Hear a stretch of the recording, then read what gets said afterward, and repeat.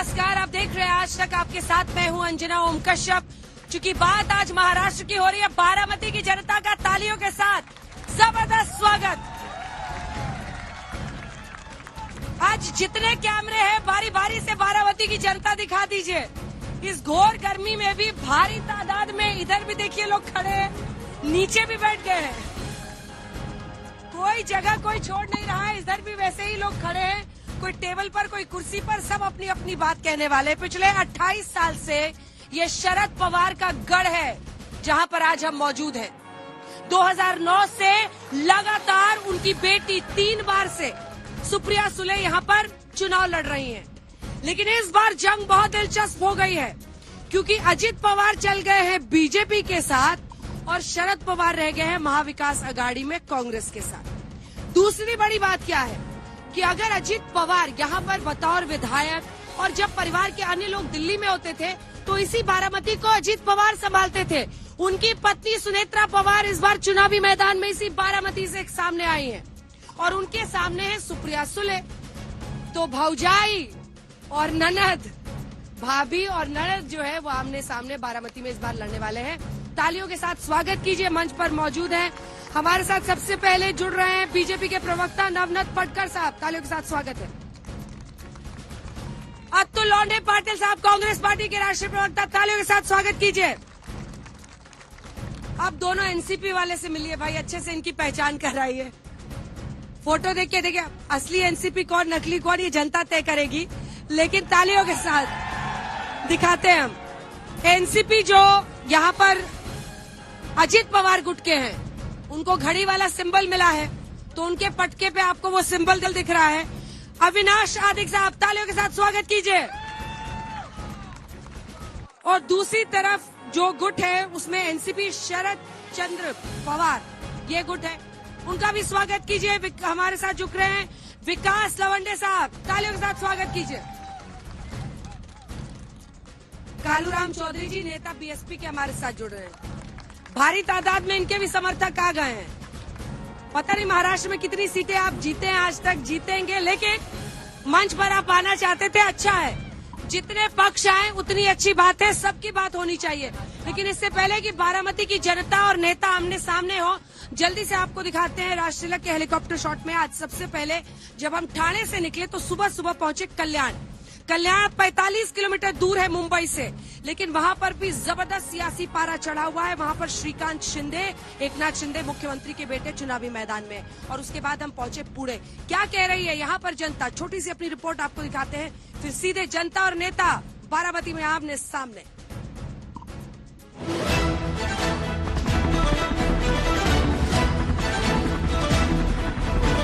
2100 kilometre की दूरी तय करके राष्ट्रीय का यह हेलीकॉप्टर शॉट अब आगे बढ़ने वाला है महाराष्ट्र के ही अन्य हिस्सों में। आज हम सबसे पहले जाएंगे कल्याण।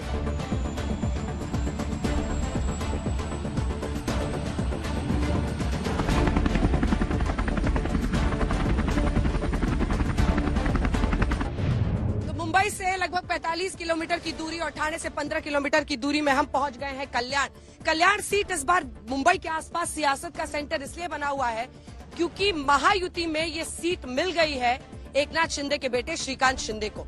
श्रीकांत शिंदे ये चाहते थे कि कल्याण से वो पिछली बार भी जीते थे।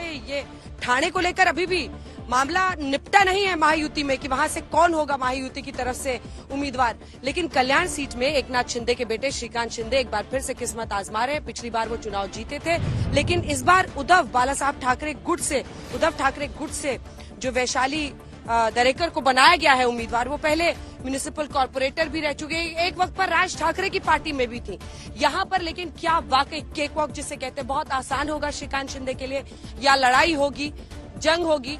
असली शिवसेना कौन, नकली कौन, वो लड़ाई हर जगह महाराष्ट्र में कायम है। आइए चलते हैं, बात करते हैं कल्याण की जनता से, पार्टी के प्रतिनिधियों से, क्या है उनकी राय, क्या है चुनावी मुद्दे। चलिए,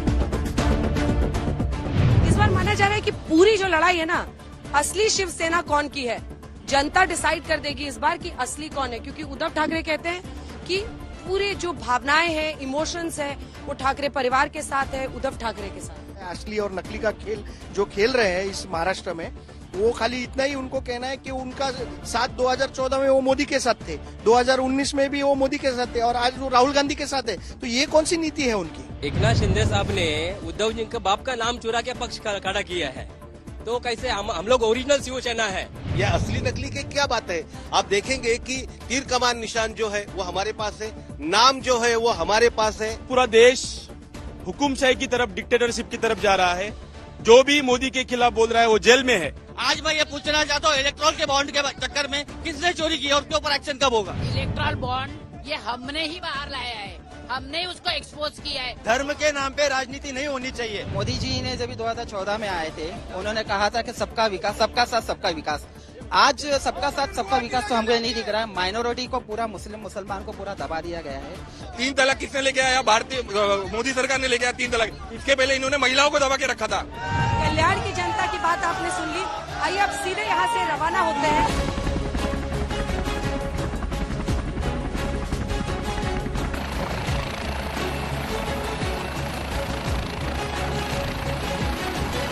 तो अब राष्ट्रतिलक का हेलीकॉप्टर पहुंच गया है पुणे। पुणे में क्या तीसरी बार हैट्रिक बीजेपी मारेगी या फिर कांग्रेस करेगी वापसी? पूछते हैं जनता से उनके चुनावी मुद्दे। चलिए। कांग्रेस के राज में पाकिस्तान के आतंकवादी हमारे घर में घुस के मारते थे, मोदी के राज में हम उनके घर में घुस के मारते हैं। मोदी मोदी मोदी। मोदी जी ने 70,000 करोड़ घपले का आरोप लगाया अजीत पवार पर और 3 दिन में उनको डेप्यूटी सीएम बनाया।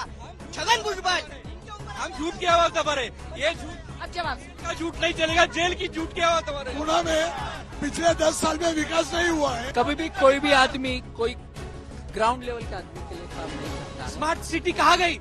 इसका सवाल, इसका जवाब उनको देना पड़ेगा। जो डिमोनेटाइजेशन था उसके बारे में जो घोटाला हो गया उसका जवाब उनको देना पड़ेगा। जो महिलाओं पे अत्याचार हो गया उसका जवाब देना पड़ेगा। जनता अभी देखेगी कि कौन सा लीडर उनकी पानी की समस्या, ट्रैफिक की समस्या अच्छी तरह से सॉल्व किया है। बार बार 2014 में भी, अब की बार मोदी सरकार, 2019 में भी वही और अभी भी वही, अब की बार। अरे दूसरा अगर कोई रहेगा ना, इन्होंने रखा ही नहीं ना कोई। यहाँ से अब हमारा कारवां रवाना होगा सीधा बारामती के लिए, जहाँ पर सबसे बड़ी जंग लड़ी जा रही है, क्योंकि भाभी और ननद है आमने सामने। एक तरफ सुप्रिया सुले है, शरद पवार की बेटी, तो दूसरी तरफ अजित पवार की पत्नी सुनेत्रा पवार। आइए चलते हैं बारामती।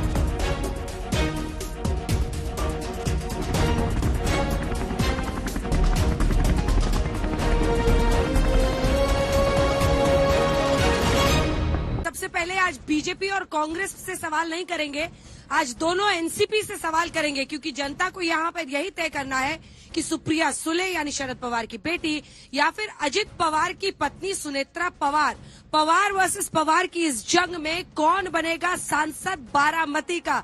पूरे देश की नजर इस सीट पर टिकी हुई है, क्योंकि इससे ये भी तय होगा कि जनता ने, अगर पार्टियों में दो फाड़ हुई है, एक हिस्सा एनडीए की तरफ, एक हिस्सा इंडिया की तरफ, तो जनता इस फाड़ को किस तरह से देखती है, ये आने वाले वक्त में देश की राजनीति की जो बयार है उसको भी तय करेगा। तो सबसे पहले चलते हैं, जो हमारे साथ अजित पवार गुट के अविनाश आदिक जी है।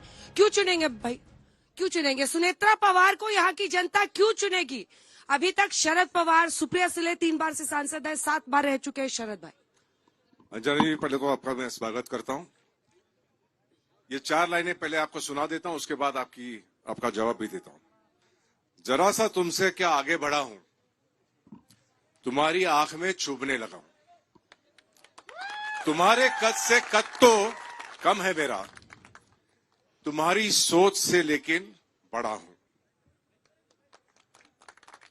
इन 4 लाइन्स में वो सारी बातें आ गई जो आपने पहले कही थी। नहीं, एकदम आ गई। बारामती की इस गर्मी में, इस चुनावी तापमान में आपने शेरो शायरी से शुरुआत की है। पर चुने क्यों? अगर शेरो शायरी सुनेत्रा है तो पवार उसका को क्यों इस्तेमाल चुने? करें। इसलिए अच्छा। चुने कि हमको बारामती को और विकसित करना है। हाँ। हमको अजीत दादा को और ताकत देनी है। जो बारामती को आप देखती हैं तो देखती है कि बहुत अच्छी तरह से इस असेंबली सेगमेंट का विकास हुआ है। अगर हम सब चाहते हैं कि पूरे महाराष्ट्र को इसका लाभ मिले। ठीक है, विकास लवांडे जी, अब आपकी बारी है। मोर्चा संभालिए जल्दी से, फिर मैं दोनों मेहमानों के पास जाऊंगी। देखिए, आप जिस बारामती आए हो, इस बारामती की पूरी वर्ल्ड में पहचान है वो शरद पवार नाम के।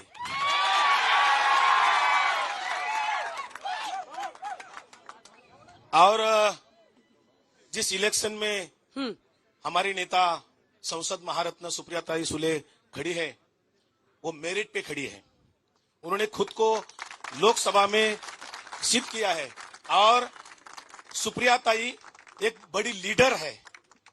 वो संसद महारत्न 8 बार 9 बार बन गई है।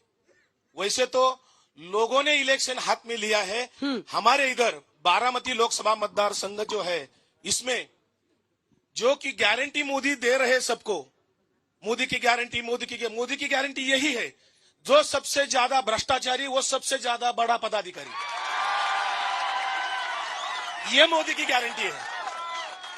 और इधर अभी पर थोड़ा तो बताइए साहब कि ये भ्रष्टाचारियों को आप छुपा छुपा के झोली में रखते काहे को हैं? नहीं, हम नहीं बोले, वो तो मोदी साहब बोले खुद, प्रधानमंत्री भोपाल में। आपने अभी बोला भोपाल में मोदी साहब बोले खुद 4 दिन पहले, और 5वें दिन में दादा को डीसीएम बनाया। अब जवाब दीजिए, मोर्चा संभालिए बीजेपी की तरफ से। आज तक का मैं बहुत स्वागत करता हूँ बारामती में। अभी जो बातें चल रही है, हाँ, ये लोकल से ग्लोबल तक ये चीज होनी चाहिए। अभी बारामती लोकसभा का चुनाव जो है, ये पूरा देश नहीं दुनिया देख रही है।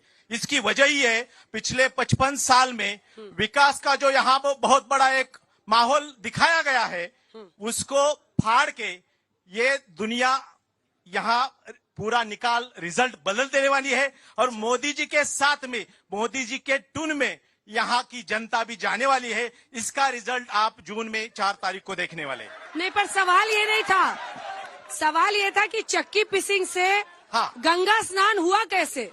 पिछले 25 साल जो भी लोग इनके साथ में थे, तब तो ये चक्की नहीं पिस रहे थे। श्रीखंड का भूखंड अभी भी खत्म नहीं हुआ है। इसीलिए मैं बोलता हूं कि जब तक न्याय व्यवस्था, अगर हमारा न्याय व्यवस्था पे भरोसा है तो न्याय व्यवस्था अपना काम ले रही है। ये सब राजनीति के इश्यूज, अगर आप राजनीति के इलेक्शन में आप ला रहे हो, लेकिन ये सब गलत बात है। आने वाले दिन में कौन चिक्की पिस रहा है, कौन भ्रष्टाचारी है, ये जनता अभी आने वाली 7 मई को तय करने वाली है। हम वो देखने वाले। और प्रधानमंत्री नरेंद्र मोदी तो अतुल लौंडे पाटिल साहब कह रहे हैं कि वो तीसरी बार सत्ता में आएंगे और उसके बाद भ्रष्ट जितने भी अन्य पार्टियों के नेता हैं, उन सब पर कार्रवाई और भी सख्त होगी। वो कह रहे हैं कि जाइए, अगर आपको राहत चाहिए तो कोर्ट से लीजिए। जो नेता जेल में है अभी विपक्ष के, उनको तो कोर्ट से बेल नहीं मिल रही, तो ऐसे में फिर कौन सही कौन गलत? अंजना जी, जेल का मतलब भाजपा है क्या? और कोर्ट का मतलब भी भाजपा है? और देश का प्रधानमंत्री जिसके ऊपर भ्रष्टाचार के आरोप किए वही बनेगा क्या? यही सजा होगी ना। तो आपने कहा था कि भ्रष्टाचारियों को आप अपने पास क्यों रखते हो, तो एक शरद पवार जी के लिए और राहुल जी के लिए एक शेर मैं भी सुना देता हूं अविनाश भाई को। जिसके दालान में चंदन का ताड़ होगा, जिसके दालान में चंदन का ताड़ होगा, उसके वहां सांपों का आना जाना होगा। तो मैं ये सवाल पूछना चाहता हूं बारामती की जनता को। बारामती का शहर तो ऐसा है कि अरुण जेटली जी यहां आए थे और उन्होंने कहा था कि ऐसे 80 बारामती अगर देश में बन जाए तो देश का विकास हो जाएगा। मैं देश के प्रधानमंत्री से पूछना चाहता हूं, आप मुझे एक स्मार्ट सिटी दिखा दीजिए, हम साथ में आते हैं बारामती के लोगों के साथ। आप मुझे देश में एक गोद गांव दिखा दीजिए, हम आपके साथ में आते हैं। आपने देश में 45 साल की सबसे बड़ी बेरोजगारी दी है, आपका योगदान हम बताते हैं। आपने जब नोटबंदी की तो देश के मंत्रियों के मोबाइल छीन लिए थे और देश को लाइन में लगा दिया था और देश के छोटे और मंझले उद्योग को खत्म कर दिया था। आपने 70 साल में 55 लाख करोड़ का कर्जा था, आपने 10 साल में 2,05,000 करोड़ का कर दिया, 205 लाख करोड़ का कर दिया। तो आपकी उपलब्धियां कुछ नहीं है, आपकी उपलब्धियां एक ही है, बांटो और राज करो। अंग्रेजों से सही सिखा है आपने। स्वाधीनता संग्राम में भी अंग्रेजों के साथ थे और आज भी उनकी नीतियां चला रहे। घर तोड़ो, पार्टी तोड़ो, रिश्ते तोड़ो। खुद के तो रिश्ते बनाए नहीं, और जो लोगों ने रिश्ते बनाए हैं वो रिश्ते तोड़ रहे हैं। आज मैं बारामती में था दोपहर से, ये प्रोग्राम के लिए आया था, लेकिन बारामती में दोपहर से घूम रहा था मैं। केवल पार्टी नहीं तोड़ी है महाराष्ट्र की जनता, ऐसी नहीं है। महाराष्ट्र की जनता इस तरह की राजनीति नहीं चाहती है। और मुझे जब यहां आया तो मुझे ऐसा लगा कि मेरी अवस्था महाभारत के अर्जुन जैसे हो गई है, लेकिन मेरे अंदर के कृष्ण ने कहा युद्ध कर, क्योंकि सच के लिए युद्ध करना है। और ये महाराज छत्रपति शिवाजी महाराज का है, ये महाराज शाहू फुले आंबेडकर का है। तो रामकृष्ण हरि। कालू राम जी बताइए कैसे जिताएंगे? कौन सी सीट दिला रहे बीएसपी को? सर झुकाया देखा हमने हिमालय की चोटी ने, सर झुकाया देखा हमने हिमालय की चोटी ने, और परिवर्तन की लहर लाई है भीमराज की बेटी ने। जो आर्यावत है ना, आर्यावत में नागवंश का सेनापति आकाश आनंद ने घेर दिया है उत्तर प्रदेश को। अब ये जो बोल रहे हैं कि मोदी जी बोले थे कि 15 लाख देंगे, अब 5 लाख के राशन पर लाकर रखा है, 2 करोड़ नौकरी देंगे। अब जब 2 करोड़ नौकरी देने वाले थे, जो बच्चे मोदी पुकार रहे थे वो 25 साल के थे, आज 10 साल हो गए, वो उनकी एज बार हो गई। अब जो परीक्षा दी उसमें भी पेपर लीक किया ये कांग्रेस, राष्ट्रवादी और बीजेपी वालों ने, पैसा लेकर ये नौकरियां दे रहे हैं। अभी तक ये कांग्रेस वाले आपके लिए ताली बजा रहे थे। और वो सभी एक ही बात की औलाद है, सब चोर चोर मोसेरे भाई है। कांग्रेस वालों ने भ्रष्टाचार नहीं किया, बीजेपी वालों ने भ्रष्टाचार नहीं किया, सबने किया है। मध्य प्रदेश में किया है, छत्तीसगढ़ में किया है, राजस्थान में किया है। अब जब बात चली थी 15 लाख की, वो 5 लाख के राशन पर लाया। और मोदी जी ने देश भर में 84 करोड़ टॉयलेट बनाए। हमारे यहाँ अजीत दादा ने 97 लाख रुपए का एक ही बनाया है। और वो ये एनसीपी वाले बोलते हैं वो 5 स्टार टॉयलेट है, 5 स्टार। अभी पता नहीं कौन सा बनाया है। चलिए, आप दोनों बीजेपी और एनसीपी की तरफ से कौन सा 5 स्टार टॉयलेट है भाई, बताइए। देखिए, अभी इनकी बात का मैं जवाब ही दूं, इसकी कोई आवश्यकता नहीं है। आपने उनकी पूरी बात सुनी। वो कहते हैं कि उन्होंने कहा कि सारा बदलाव देश में बहन जी लाएंगी।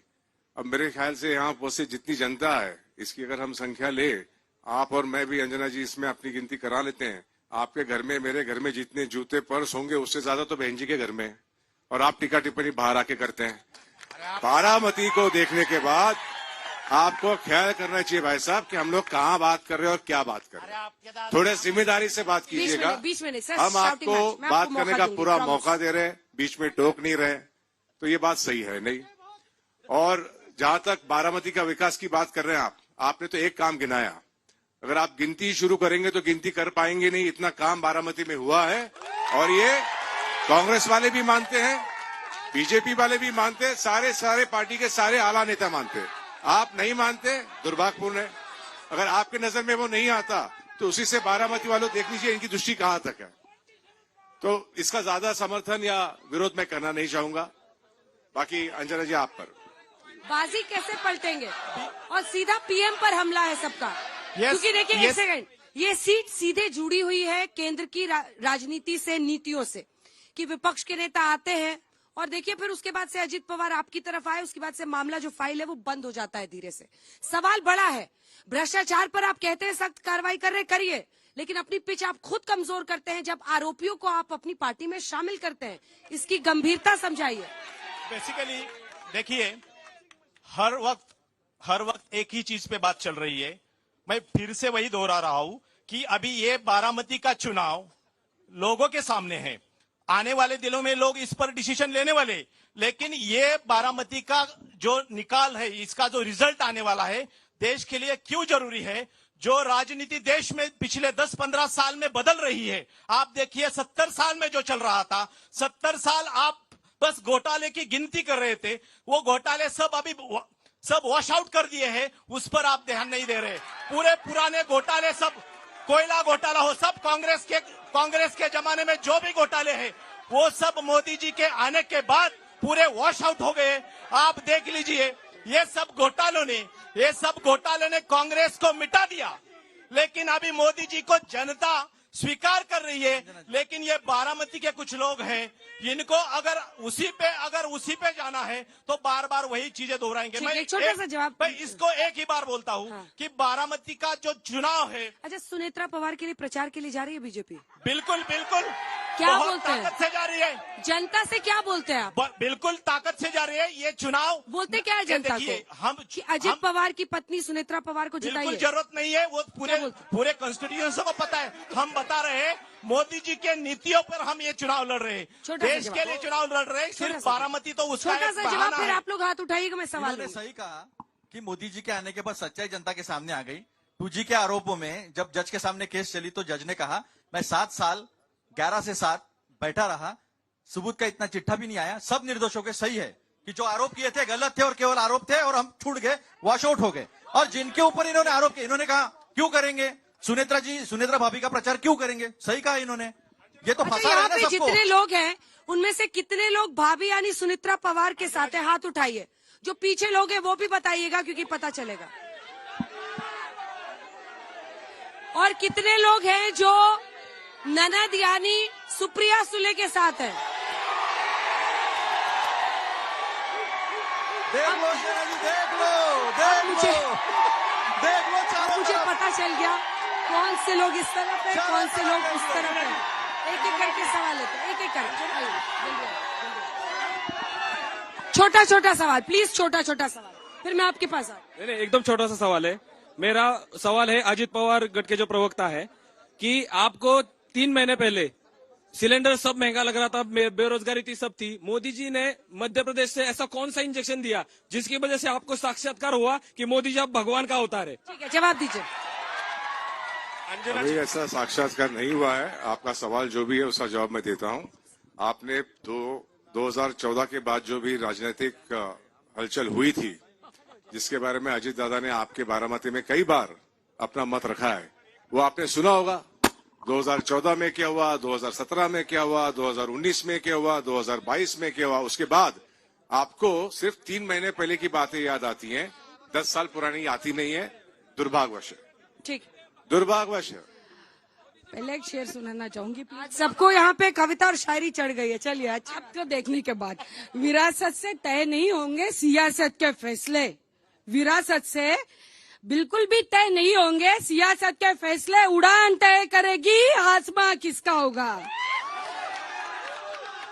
मैं आप सबको जो भी सामने बैठा है, मैं आपको एक ही सवाल पूछना चाहूंगी।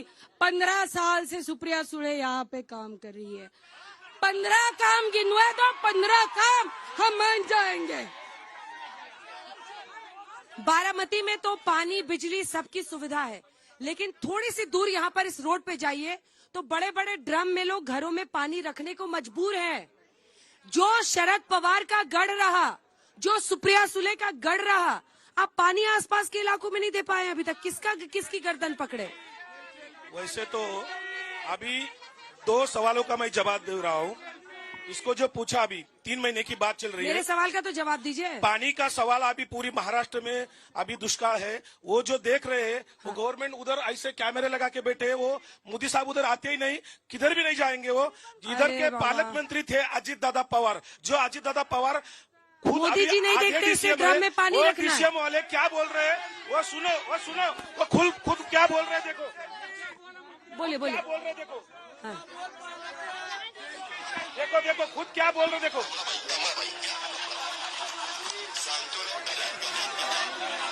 ये इलेक्शन, आवाज नहीं आ रही, हो गया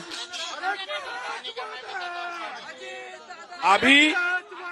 अरे ड्रम में पानी क्यों भरना पड़ रहा है बताइए। पालक मंत्री इधर के 25 बरस तक अजित दादा रहे हैं। आपके घर में तो पानी आता होगा, नल, पुणे जिले में नल जो, से जल, जो डैम बनाए, नल से जल थे उस टाइम बनाए थे। अजित दादा ने एक भी धरण नहीं बनाया। अजित दादा ने 2-3 यहाँ कैंडिडेट है अलग अलग पार्टियों के। आपको क्या लग रहा है यहाँ तो भाभी और ननद की लड़ाई है, कैसे? हेलो, 2 मिनट थांबा। अबे मैडम ने पूछ लिया भाभी और ननद की लड़त कैसे होगी। मैडम मैं सच बताता हूँ, मैं 20 साल से ये लोगों के आपस में लड़ रहा हूँ, अभी भी आपस में लड़ रहा हूँ। सब लोग इधर उधर जा रहे हैं।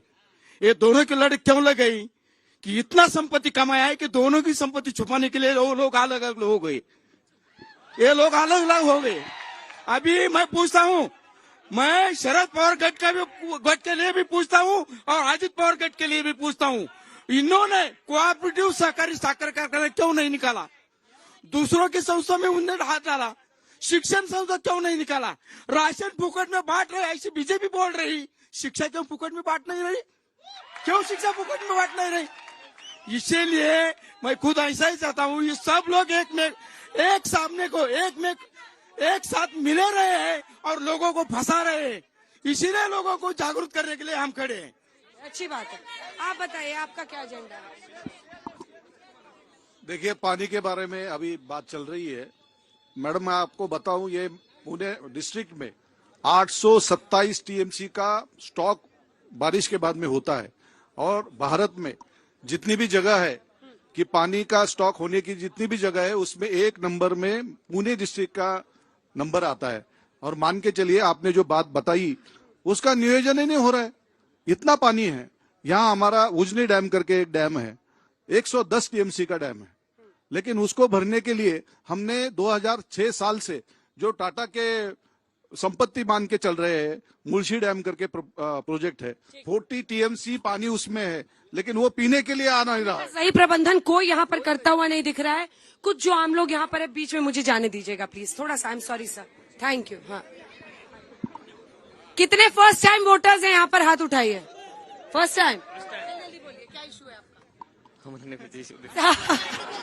माइक देख के सवाल पूछिए। अभी तो हाथ उठा रहे थे, मैं आई कि कम से कम कुछ स्टूडेंट। आप स्टूडेंट नहीं हो? हाँ स्टूडेंट हूँ, बोलिए। सवाल पूछिए। आप नेता खड़े हैं, मौका है आपके लिए। पानी, बिजली, सड़क, शिक्षा, नौकरी।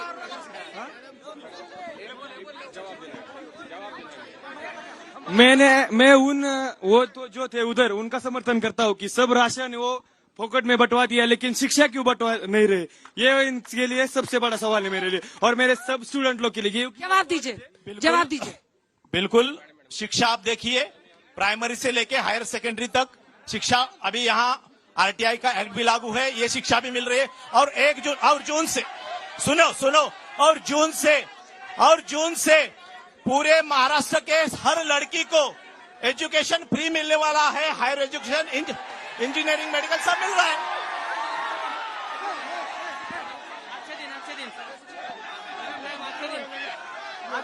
दो सवाल। अच्छे दिन कहाँ गए मोदी जी के? अच्छे दिन कहाँ गए मोदी जी के? अगली बार अजित पवार घड़ी आएंगे, घड़ी। अरे एक सेकंड। अरे तो अजीत पवार तो डेप्यूटी सीएम है ही, उनको क्या बनाइएगा अगली बार? अजीत पवार सब बनाए, बारामती का चेहरा मोहरा बनाए उसने। बारामती का चेहरा मोहरा बनाएंगे तो सुनेत्रा पवार क्या करेंगे? 5-15 वर्ष में कुछ नहीं किया उसने। सुप्रिया सुले ने कुछ काम नहीं किया। इधर पीछे आते हैं, कुछ छात्र इधर दिखाई दे रहे हैं। आप खड़े हुए। मेरा एक सवाल है, बीजेपी और राष्ट्रवादी को 70,000 गए किधर? अब इनके पास है या बीजेपी के पास है या राष्ट्रवादी के पास है? पवार साहेबांसाठी एक कविता म्हणतो। कविता बोलना है आज सबको कविता सुनाना। मराठी में एक जल्दी बोलिए सर। ठीक है।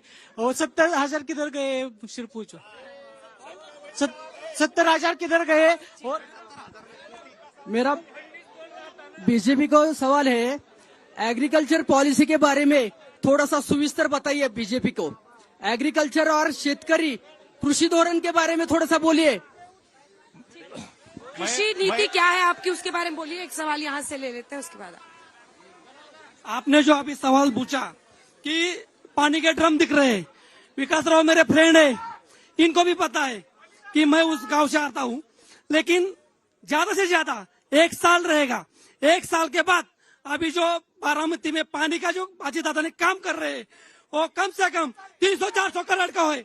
और सवाल क्या है? सवाल क्या आपका? नहीं, आप सवाल पूछिए। ड्रम दिख रहे हैं। हाँ, पुणे के रास्ते में गए हम लोग, देखा सड़क किनारे लोग ड्रम रख रहे हैं। 1 साल के बाद एक भी ड्रम नहीं दिखेगा, क्योंकि अभी पानी का काम। सवाल नहीं है आपके पास? सवाल नहीं है। सवाल अंजना जी,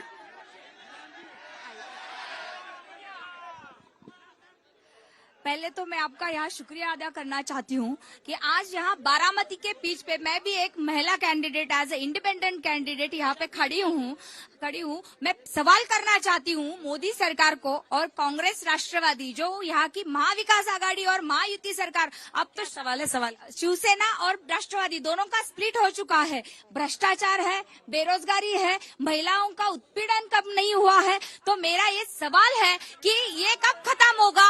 और महाराष्ट्र की सरकार जब भी यहाँ होती है तो भी धनगर आरक्षण के ऊपर में, जहाँ पे बहुत ज्यादा जो वोट बैंक है यहाँ का धनगर वोट बैंक है, तो उसके ऊपर मोदी सरकार ने यहाँ आके बताया था कि धनगर आरक्षण दिया जाएगा, लेकिन आज तक घटना ठीक। एक सेकंड, अब कुछ सवाल आ रही हूँ, इधर भी आ रही हूँ, बैठ जाओ।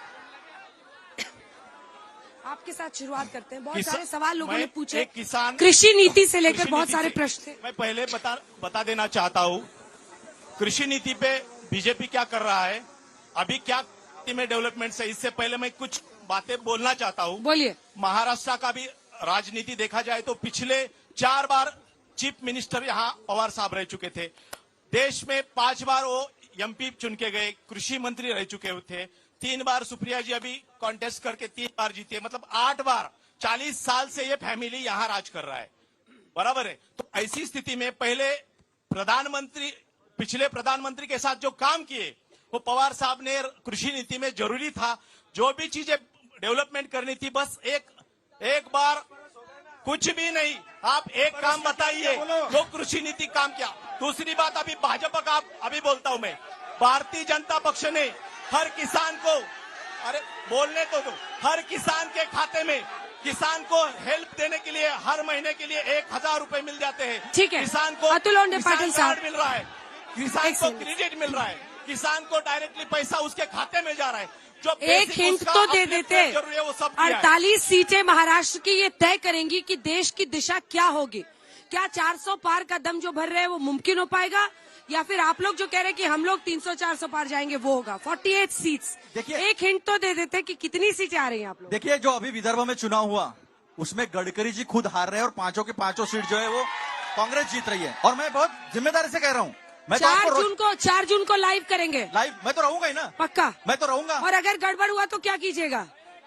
देखिए ना, वो कह रहे हैं कि मेरा मार्जिन बढ़ेगा। आपने यह सवाल, एक मिनट, आपने यह सवाल पूछा बीजेपी से 400 पार करने वाले से, अगर खूब गड़बड़ हो तो पूछा, क्या कहिएगा? रोज पूछते हैं। हाँ तो ठीक है, तो वो जो कहेंगे वो मैं कह दूंगा। लेकिन दूसरी बात देखो, जुमला देखो, हमारी बहन ने बताया, अभी हमारी बहन ने बताया, धनगरों को फंसाया, हम मराठों को फंसाया और किसानों को भी फंसाया। बीच में नहीं, इन्होंने किसानों को भी फंसाया। एमएसपी के लिए 725 किसानों की शहादत हुई है और इस देश के प्रधानमंत्री ने लिख के दिया एमएसपी के लिए कमेटी बनाएंगे और उसको लीगल स्टेटस देंगे। हमारा नेता कहता है इंडिया का सरकार आएगा हम एमएसपी लीगल करेंगे। हमारा नेता कहता है कि हम किसानों का कर्जा माफ करेंगे। इनका नेता बड़े बड़े धन्ना सेठों का 16 लाख करोड़ माफ करता है, किसानों का 8 लाख करोड़ कर्जा जो है वो माफ करना नहीं होता है। और आखिरी बात, शरद पवार साहब की इन्होंने बात की। जब शरद पवार साहब ने अटल बिहारी वाजपेयी जी से सरकार हाथ में लिया और कृषि मंत्री बने, तब 70,000 करोड़ का बजट था इस देश का। 8,30,000 करोड़ तक का बजट लाया। जब किसान आत्महत्या कर रहे थे तो प्रधानमंत्री मनमोहन सिंह खुद शरद पवार जी के साथ यवतमाल गए थे, 72,000 करोड़ की कर्जा माफी जो दी। जब हमारा 2.5 साल का सरकार था, हमने 19,000 करोड़ की कर्जा माफी जो है किसान को दी। और जब कोविड था तो किसान का दूध 10 लाख लीटर जो है वो रोज हमने लेने का काम किया। इन्होंने किसानों को रुलाने का काम किया। इन्होंने किसानों के हर बात पर जीएसटी लगाई है। बोल रहे हैं किसान को कर्ज माफी दे दी। मैं बोलता हूँ एक बार, याद होगा कि उसमें कृषि विषय पर प्रावधान जो किया गया है केंद्र सरकार के द्वारा, उसमें बहुत बड़ी मात्रा में आपने जो सवाल यहाँ पर उठाया कि कई जगहों पर अभी भी लोग आवाज नहीं आ रही है, पानी के लिए लोग अभी भी झगड़ रहे हैं, पानी की उपलब्धता है नहीं। तो अंतरिम बजट जो सादर किया गया था उसी में केंद्र सरकार ने ये कोशिश की थी कि सरकार दोबारा आने के बाद जो बहुत वर्षों से नदी जोड़ का प्रकल्प है उस पर कार्रवाई होगी। अब इन्होंने अभी कहा कि इनके नेता जब सत्ता में आएंगे तब होगा, तो इनकी तो सत्ता आनी नहीं है, लेकिन मोदी जी की जरूर आएगी। और उसमें सुनेत्रा बहनी पवार यहाँ सांसद के रूप में जब वहाँ होंगी एक बार वो बोले उसके तो वो पर उस पर पहल करेगी और कार्य करेगी। जल्दी से कृषि के बारे में बात चल रही है। मैं अजीत दादा गुट के लोगों को पूछ रहा हूँ, अभी देश के किसान के मंत्री कृषि मंत्री कौन है? जरा नाम बताओ, कृषि मंत्री का नाम बताओ। 10 बरस में कौन कृषि मंत्री था? कोई कृषि मंत्री नहीं था। और एक सवाल, ये जो बीजेपी, और एक सवाल, जो बीजेपी के इधर स्पोक्स पर्सन है, बीजेपी के जो स्पोक्स पर्सन है, सुनो, बीजेपी के जो स्पोक्स पर्सन है इधर, अंजना जी बोलिए, वो जो स्पोक्स पर्सन बना रहे अभी हैं, जो चीजें चल रही है अभी जो चीजें चल रही है अभी थोड़ी देर पहले आप बोले देखिए, वाश किसान- करके लाया गुजरात जल्दी से 2 लाइन से टाइम खत्म हो गया टाइम खत्म हो गया जल्दी बोलिए 70,000 करोड़ की कर्ज माफी पे चल रहा ठीक है, चलिए, आप बोलिए। बीजेपी वाले अरे बोलिए, ऐसे में बोलना पड़ता है। आप लोगों को खिला रहे हो पूरा सहकार चलिए, मैं मिट्टी 2-3 में मिला दिया इनका पूरा सहकार मिट्टी में मिला दिया ये बीजेपी वाले इतने झूठे आदमी है लोग। आप भी कविता सुनाने वाले नहीं मैडम क्या हुआ है 10 साल पहले 2014 में जहाँ धनगर